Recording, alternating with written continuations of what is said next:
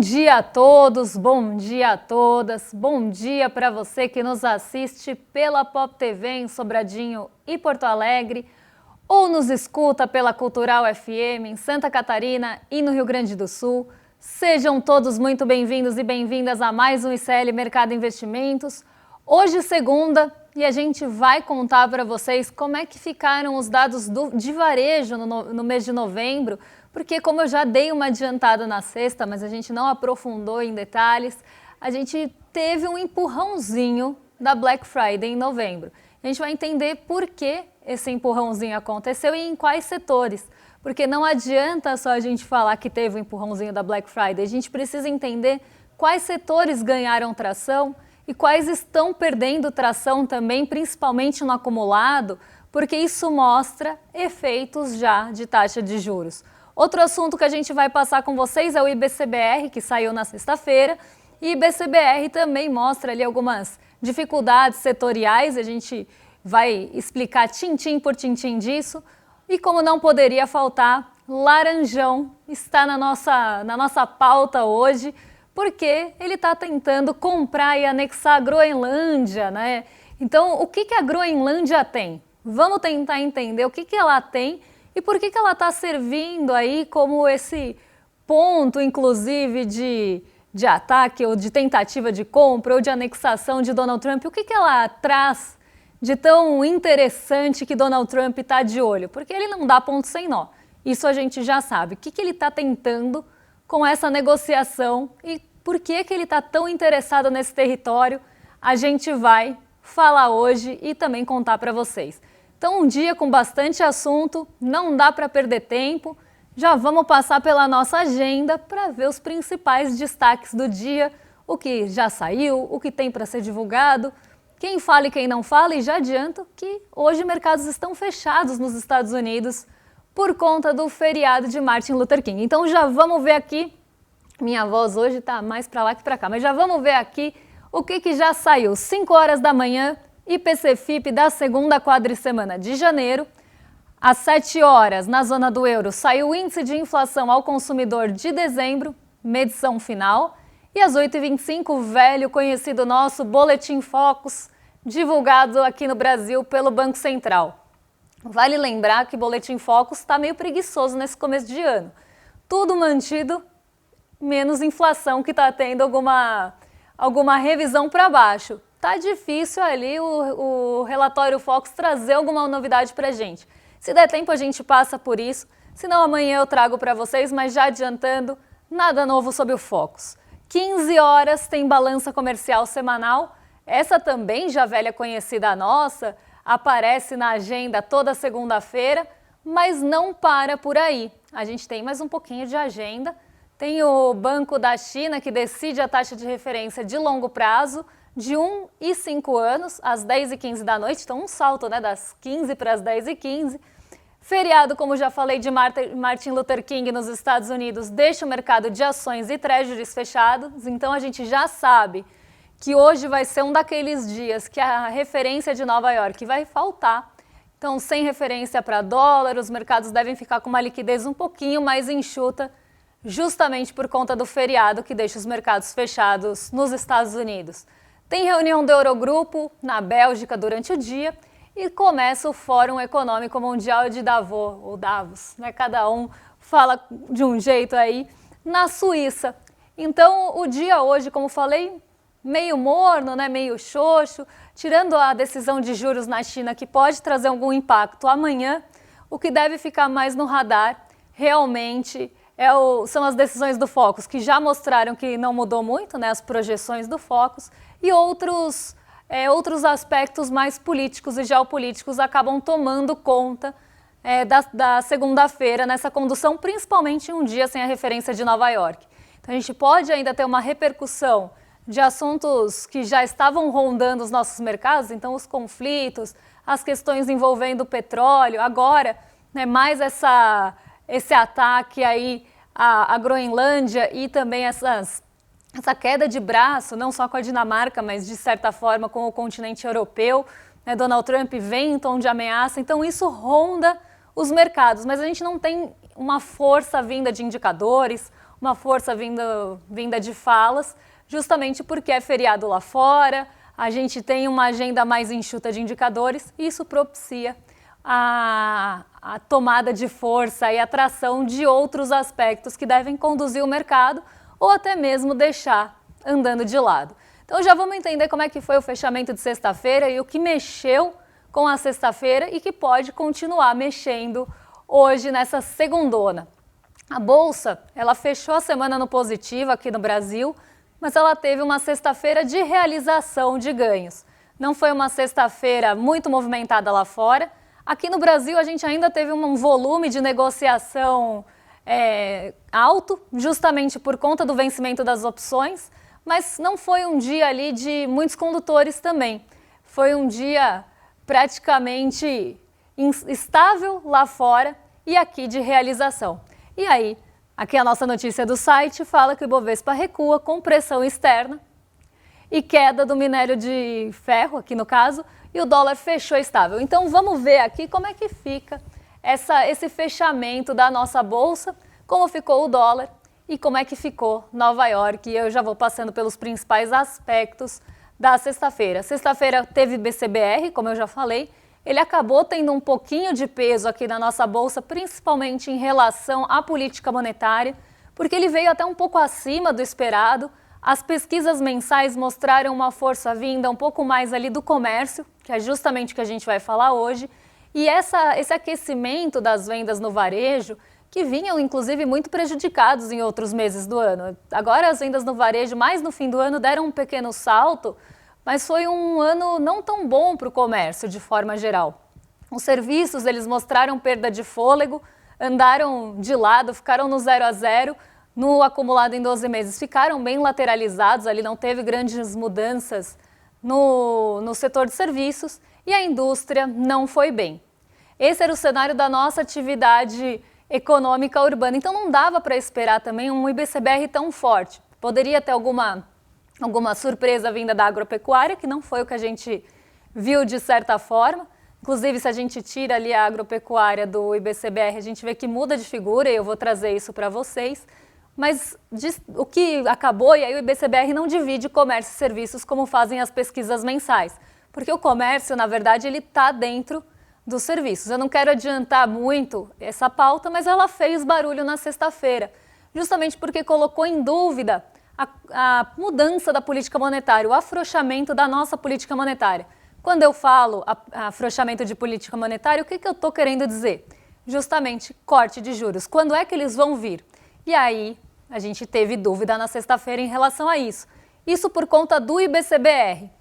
Então a gente tem já um dia que não começa ali com notícias que poderiam impulsionar a nossa bolsa. O Ibovespa ele acabou movimentando bastante durante o dia. Ele chegou a flertar com algumas máximas, perdeu força e acabou no negativo em queda de 0,46. Apesar dessa queda, foi uma semana bastante positiva para o Ibovespa. Ele começa o mês de janeiro com força e a semana ajudou muito isso. O que ajudou a segurar essa queda, inclusive, contribuiu para que a queda não fosse maior, foi o comportamento da Petrobras, que reagiu à alta do preço do petróleo. O petróleo também teve uma semana muito instável por conta dos conflitos e todas as questões envolvendo o Irã. O Irã não é só uma região produtora de petróleo importante, mas também daqui a pouco a gente vai ver um mapinha, já estou adiantando outra pauta aqui do programa, a gente vai ver um mapinha com estreitos. E eu vou mostrar um outro estreito que é muito importante, que passa praticamente 1/3 da produção de petróleo. Sempre que a gente tem conflito naquela região, o petróleo acaba tendo um aumento de preço, justamente porque as questões logísticas também vão ficar mais caras.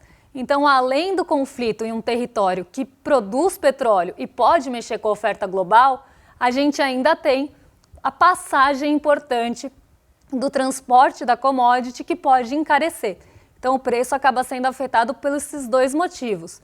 E durante a semana, essa dúvida pairou, principalmente por um tom mais bélico adotado pelos Estados Unidos no começo da semana e que depois foi dissolvido. E isso mexeu bastante com os ânimos do mercado de petróleo. Então, o petróleo subiu bastante, depois caiu quando o tom bélico dos Estados Unidos diminuiu um pouco e na sexta-feira ele voltou a subir. Quando ele sobe na sexta-feira, a Petrobras surfa nessa onda e acaba ficando ali entre os destaques positivos do dia. Mas não só por isso, alguns relatórios preliminares de produção também favoreceram a Petrobras. Então, um dia que a Petrobras diminuiu a possibilidade de queda, senão o nosso Ibovespa teria caído mais, minério de ferro, por sua vez, atuou na força contrária, não teve um dia bom, então contribuiu para a queda, e outros setores, principalmente o setor financeiro, também ficou entre os destaques negativos, e isso levou a nossa bolsa a cair 0,46%. Como eu falei, em Nova York, também não tivemos ventos positivos vindos de lá. A bolsa ficou praticamente andando de lado na sexta-feira, já se posicionando inclusive para o feriado, porque na segunda não ia ter mercado por lá.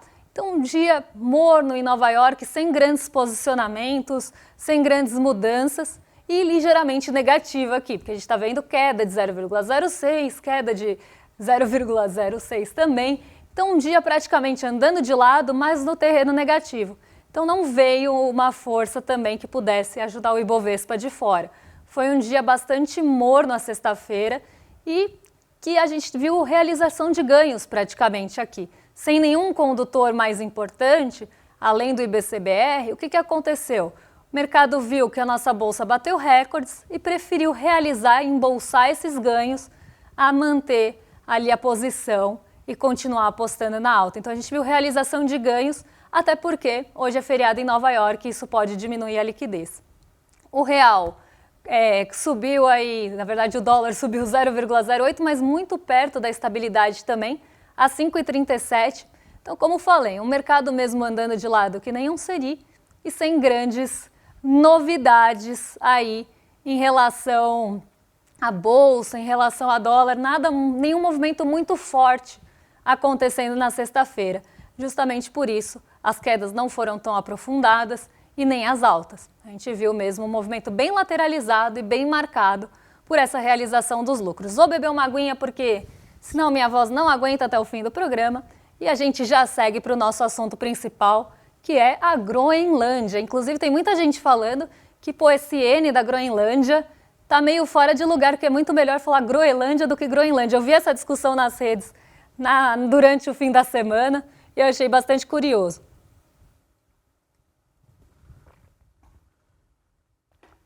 Mas vamos já entender esses aspectos geopolíticos e o que a Groenlândia tem, né, gente? Porque tá todo mundo pensando, mas lá só tem gelo, porque em inglês, inclusive, né, o nome remete a isso. Então parece que lá só tem uma geografia hostil, que tem bastante gelo. E por que é que Donald Trump está tão interessado nesse território? Eu já trago um spoiler de quem jogava War. Então, Trump escala tensão por Groenlândia e impõe taxas contra a Europa, inclusive quem se opuser aí a essa anexação ou essa tentativa de compra, Donald Trump quer colocar taxas sobre produtos de aliados da Dinamarca caso não tenha acordo. A tarifa pode ser ampliada para 25% em junho. Então ele está colocando de novo tom de ameaça e utilizando a economia, como ele sempre faz, ou políticas econômicas, para forçar países a apoiarem as suas decisões, mesmo que não concordem. Ele fez isso também em relação ao Irã, quem mantivesse qualquer relação comercial com o Irã poderia ser sobretaxado pelos Estados Unidos, e agora ele está fazendo a mesma coisa com quem não apoiar a compra ou a anexação, como preferirem, da Groenlândia pelos Estados Unidos. E aí a grande dúvida que surgiu durante o final da semana foi justamente essa. Mas o que ele está vendo ali de tão importante? O que esse território tem para ele ter esse interesse na anexação ou na compra de um pedaço ali de terra, que fica perto do Canadá, inclusive, e que é conhecido por ser coberto de gelo? O que ele está vendo ali no longo prazo, ou o que ele está olhando para frente para ter interesse justamente nesse território que é autônomo, mas pertence, de certa forma, à Dinamarca. E a resposta para isso é mais geopolítica do que econômica. Ela é estratégica. Embora uma coisa não possa ser separada ali da outra, né, a geopolítica caminha muito próxima e de mãos dadas com a economia, a gente precisa entender por que esse território é tão estratégico. E eu estava dando um spoiler antes de ler a notícia do nosso site, que para quem jogou o War, isso fica um pouco mais claro. Estou fazendo uma brincadeira aqui, mas é porque isso é didático. Inclusive, né, quem jogava o War sabe que a Groenlândia era um ponto ali estratégico, porque ele fica entre a América do Norte e a Europa. Seria um ponto estratégico para você. Olha aí o mapa para melhorar aqui o que a gente está falando. Ele vira um ponto estratégico entre os dois. Então, se você tem domínio nessa região, você pode ter uma influência ali pelo norte da Europa e também pelo norte da América do Norte, sabendo já que os Estados Unidos tem o Alasca, que é onde passa o Estreito de Bering, que é justamente o estreito ali entre a Ásia e a América do Norte, isso começa a ficar um pouco mais compreensível. Mas não é só isso, não é só uma posição estratégica no mapa. Aqui a gente está vendo o mapa de estreitos. Esse é o mapa de estreitos do IBGE com o Atlas escolar mesmo. Então aqui, o que a gente está vendo? Os estreitos do nosso mundão, né? Onde passam os navios, inclusive, quem que domina, quem tem domínio desses estreitos, quais países estão ali em posições mais estratégicas para dominar esses estreitos. E eu estava falando do estreito ali perto do Irã, que é justamente o Estreito de Hormuz. Aqui saindo um pouquinho da Groenlândia, só para completar o que eu estava falando do petróleo, eu falei que a gente ia ver o mapa e que isso ia ficar mais evidente. O Estreito de Hormuz passa praticamente 1/3 da produção de petróleo.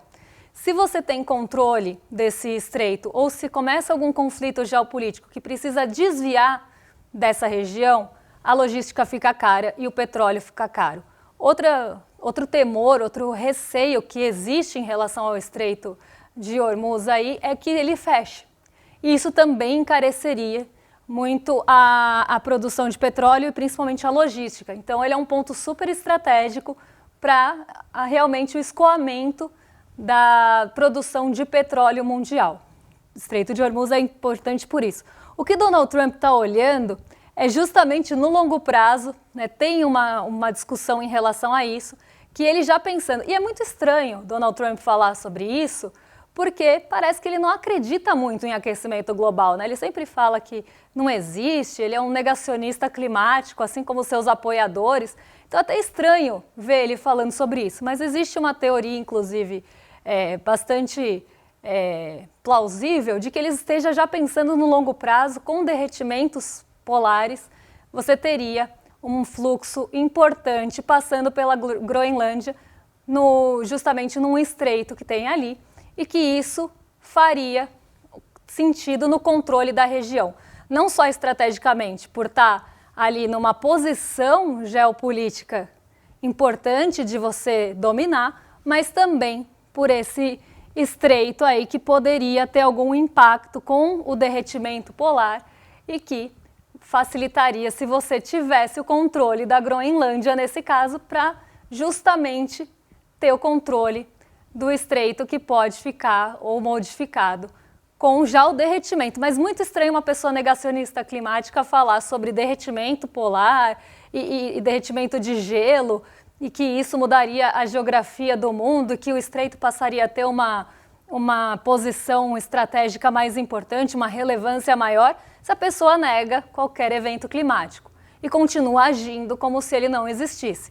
Mas Donald Trump não é bobo nem inocente. Ele sabe que existe sim aquecimento global, ele sabe que existe sim a possibilidade de derretimento polar e ele já está sim pensando nisso. Mas não só isso, porque é uma região que ela acaba tendo também minérios importantes, então é uma região que pode ter uma riqueza de minérios, inclusive pode ter Nossa, agora me fugiu, gente. O petróleo também. O petróleo ali, ele pode existir, mas é um petróleo, era isso que eu queria achar aqui, eu até tinha separado para vocês e agora me fugiu. Eu vou pegar aqui para vocês de novo, porque eu tinha separado para vocês aqui. Apesar dela ser coberta por gelo, tá? Então a gente está falando de um território praticamente todo coberto por gelo.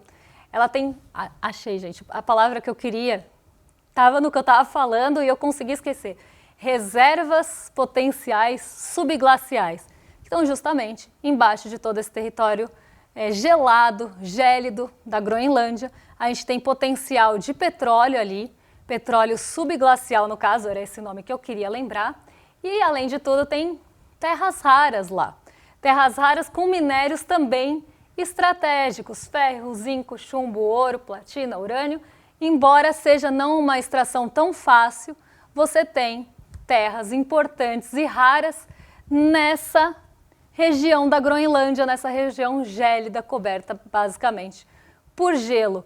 Então Donald Trump não está querendo comprar gelo, não está querendo comprar a Groenlândia por qualquer motivo que seja. Ele está comprando primeiro porque tem um posicionamento geopolítico estratégico, fica realmente muito perto do norte da Europa, inclusive da Noruega, e a gente sabe que no mar da Noruega também existem reservas de petróleo bem interessantes, então você está muito perto do norte da Europa, fica muito perto do Canadá também, nessa posição estratégica, pode ter mudança geográfica com possíveis derretimentos polares, então isso pode mudar a geografia do local e favorecer quem tiver justamente essa região, e não só isso, ainda tem o petróleo e as terras. Então Donald Trump, ele está pensando realmente naquele mesmo sentido, quase que imperialista, de que você tem, eu estou usando quase que imperialista aqui, mas eu poderia falar imperialista, de tentar dominar regiões que vão favorecer o seu país. Quando ele fala em recurso, quando ele fala em segurança, quando ele fala em qualquer um desses aspectos, o que ele está falando é segurança para os Estados Unidos, mais recurso para os Estados Unidos. Gente, se o mundo tivesse o padrão de consumo, o mundo todo, tivesse o padrão de consumo que os Estados Unidos têm, nem mundo mais a gente teria. A gente não teria madeira suficiente para suprir toda essa demanda. O que Donald Trump está falando é de ter mais regiões ricas em recursos que vão ser necessários e cada vez mais necessários ao longo do tempo para suprir as necessidades do seu país. Ele está pensando, inclusive, de forma muito egoísta sempre em relação à população dos Estados Unidos. Quando ele fala dos cidadãos, são cidadãos estadunidenses. Quando ele está falando de segurança, ele está falando de segurança para o seu país. Se ele estiver falando de qualquer questão estratégica, é questão estratégica para os Estados Unidos. Então, Donald Trump age dessa forma imperialista e de querer anexar os territórios que vêm à sua mente ou que ele acredita que sejam estratégicos, ricos e potenciais para os Estados Unidos. E aí a minha grande questão é, qual o limite disso? Porque a gente começa com toda a questão da Venezuela, que a gente pode até discutir, mas que ele deixou muito claro que o interesse dele lá é petróleo. Agora ele vem com a Groenlândia, porque ele fala que lá também tem questões estratégicas e interessantes para os Estados Unidos. Qual é o próximo? Onde ele vai colocar o próximo alvo? Qual é o próximo lugar do war que ele vai querer colocar seus soldadinhos para rodar o dado e tentar levar? O que mais que ele vai ameaçar para conseguir as terras que ele quer? Qual vai ser o próximo? Porque assim, se a gente for abrindo concessão e naturalizando isso, não tem fim, não tem limite. Então ele pode hoje estar mirando na Groenlândia, amanhã ele pode estar mirando no Canadá, porque ele já falou em anexar o Canadá em outros momentos. Depois ele pode estar falando em outro país da Europa. E até onde vai o limite dessa conquista? Até onde vai o limite desse imperialismo para realmente subordinar os interesses dos Estados Unidos? É isso que a gente precisa questionar. E por isso a gente precisa não só questionar e se opor a isso. E aí ele usa a economia e as tarifas e as taxações, enfim, para tentar fazer com que os países se submetam a essa vontade, a esses interesses estadunidenses acima de qualquer outra coisa. E isso é muito perigoso, porque a gente nunca sabe qual vai ser na cabeça de Donald Trump o próximo país-alvo que ele vai querer tomar. E tomar para ele na força, ou seja, a força militar, ou na força, principalmente usando a economia também como um braço, como um apoio. E se ele usar os dois, a gente sabe que é uma força bem descabida e desmedida, normalmente, quando se fala de uma potência como os Estados Unidos. Então, gera um risco e é muito perigoso tudo isso, justamente pela forma e pelo motivo que acaba, né, motivo que acaba motivando é ficar muito feio, né? Mas pela motivação por esse tipo de comportamento. A gente nunca sabe qual vai ser o limite, a gente nunca sabe qual vai ser o próximo. E isso que gera risco, isso que é muito perigoso. E isso a gente precisa ficar atento, porque qual que vai ser? Quem será o próximo ex, né? Quem será o próximo país que vai sair do mar e Donald Trump vai ter interesse? A gente não sabe. E esse alvo pode ser qualquer um, né? E se ele virar para o Brasil e falar, eu acho que tal região é estratégica para mim e eu quero anexar? E se ele chegar para a Europa e falar, essa região eu também quero anexar porque serve aos meus interesses? As pessoas vão baixar a cabeça e aceitar? Vão enfrentar de alguma forma? Porque enquanto está dos outros, tudo bem, né? Então, toda a Groenlândia, de gelo. Enquanto não está próximo a você ou no seu país, nos outros, como falam, é refresco, né? Mas quando começar a se aproximar, e quais vão ser esses próximos alvos? Isso também mostra uma tentativa de manutenção da hegemonia dos Estados Unidos e de mostrar poderio, não só econômico, mas também militar e bélico, tentando também dar recado, a gente sabe, para a China e para outros países que vêm tentando se opor ao Donald Trump e aos Estados Unidos.